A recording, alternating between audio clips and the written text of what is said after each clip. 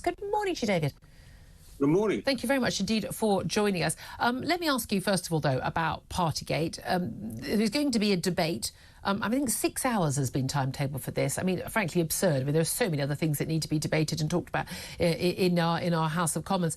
There may or may not be a vote. If there is a vote on whether or not the Partygate report by the Privileges Committee should be upheld, and Boris Johnson should have been, if he was still an MP, facing 90 days suspension from the House, and he should lose his right to a Commons pass for life, how would you vote?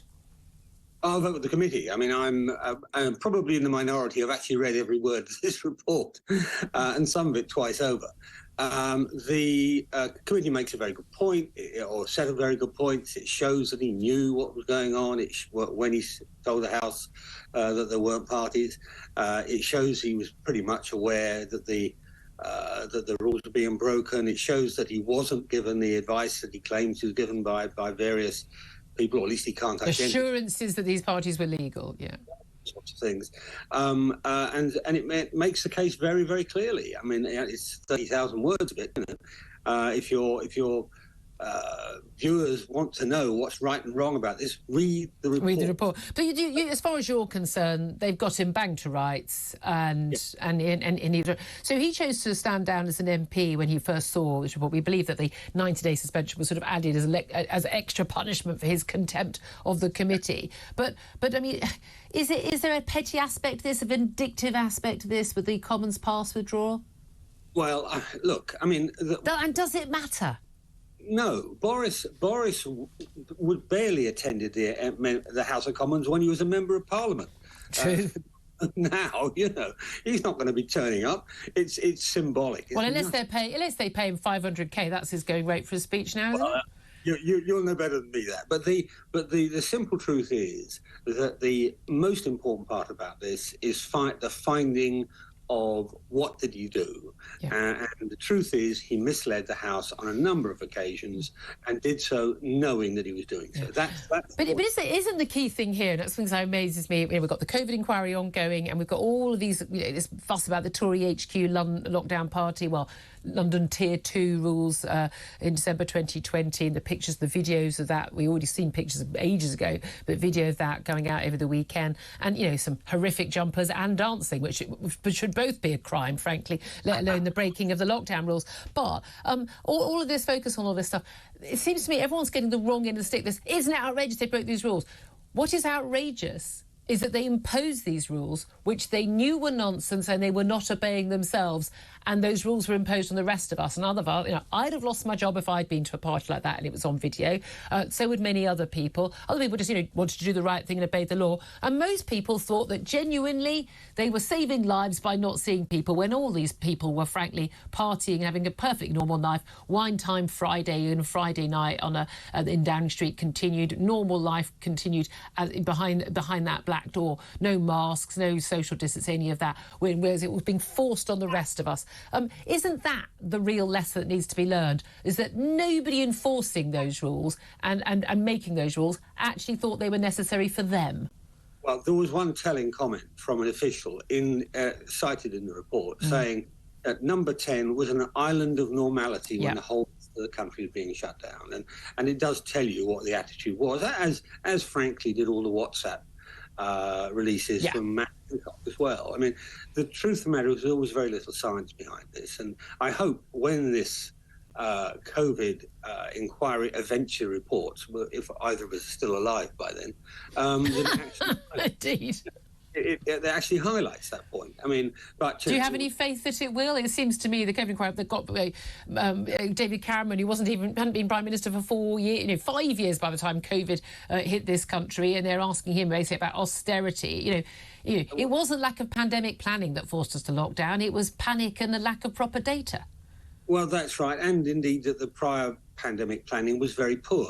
This so-called Operation Cygnus was just for flu. I mean, you can plan for a pandemic. You must plan for the range of possible pandemics that will happen, not just one that suits your convenience. And there are lots and lots of reasons reasons to be critical of what was done, but I'm afraid the way the inquiry's attending. I mean, the first thing they did was to announce they thought it was because of Brexit. For heaven's sake! Yeah. I mean, I know it doesn't bode very well, does it? I think we can safely say, and the fact that they requested that everyone who attends takes a COVID lateral flow test, which I think just broke everyone's souls when they saw that.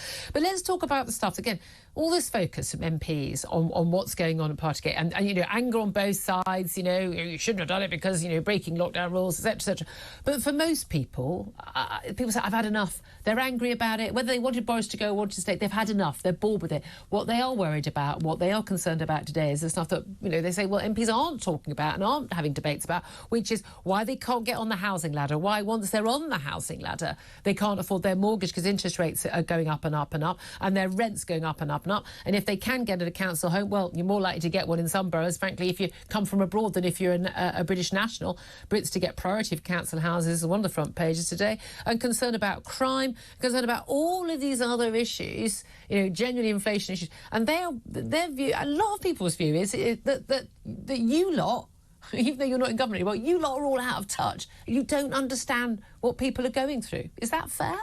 Well, I think two or three things. Number one, all of the coverage of Boris and all that in the last few weeks has been just that. It's been Boris. It's not been House of Commons. We actually haven't debated it at all for the last 2 weeks. It's because he broke the confidence of the committee by announcing it all and issuing very, very angry statements. And the press coverage. I was rung up 20 times or texted or emailed 20 times on Friday.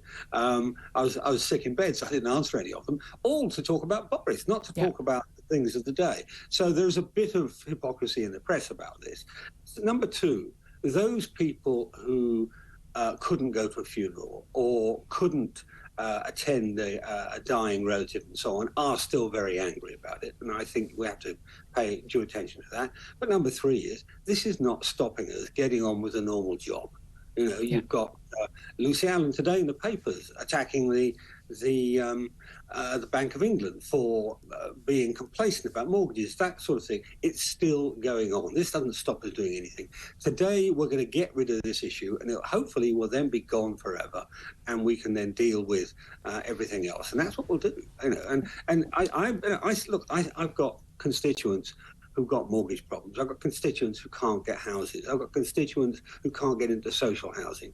We're dealing with that every day, and we will be dealing with it today and tomorrow and for the rest of the time until the election, I think. What should the government, the Bank of England, or whoever, the banks, do about the mortgage time? That's a front a couple of papers today. Fixed rate homeowners facing, when they come off their rates, I think it's 35,000 households come off their fixed rate mortgage every single week now, and they're facing over the next year an extra pretty much £3,000 extra payments. Now, you know as well as I do, most people in this country, even those who've been lucky enough to become homeowners and worked hard and got on the housing ladder, they haven't got £3,000 in savings. They haven't got that spare money. All that extra money has been going on their energy bill. It's been going on the extra cost of food and fuel over the last a year or so.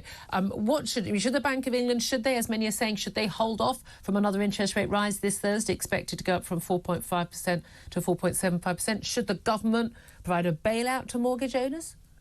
Well, I think there are a variety of things. Number one, I actually think there's quite a good argument for holding off on the increases. Howard Davis, who is reasonably expert in this area, made the point today or over the weekend, excuse me, that the effect of increasing interest rates falls on a very, very few people. I know there's a lot of people in numbers, as you just said, but it falls on a very, very few people. So it doesn't have much impact on inflation, but it has a devastating impact on them. So I think there is a reasonable argument to hold off.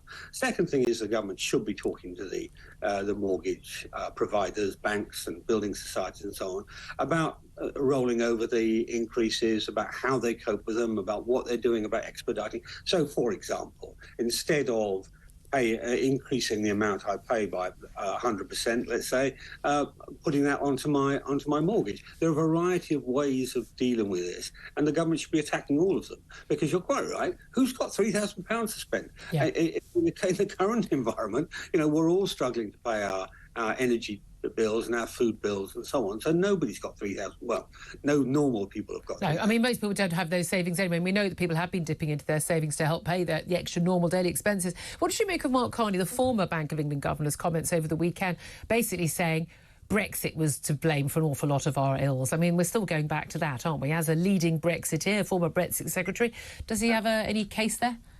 No, none at all. I mean, Carney's famously a Remainer, like so much of the British establishment. I mean, the last year we've seen Remainers look at every single thing that's gone wrong and said, that's Brexit, and right up to the COVID inquiry.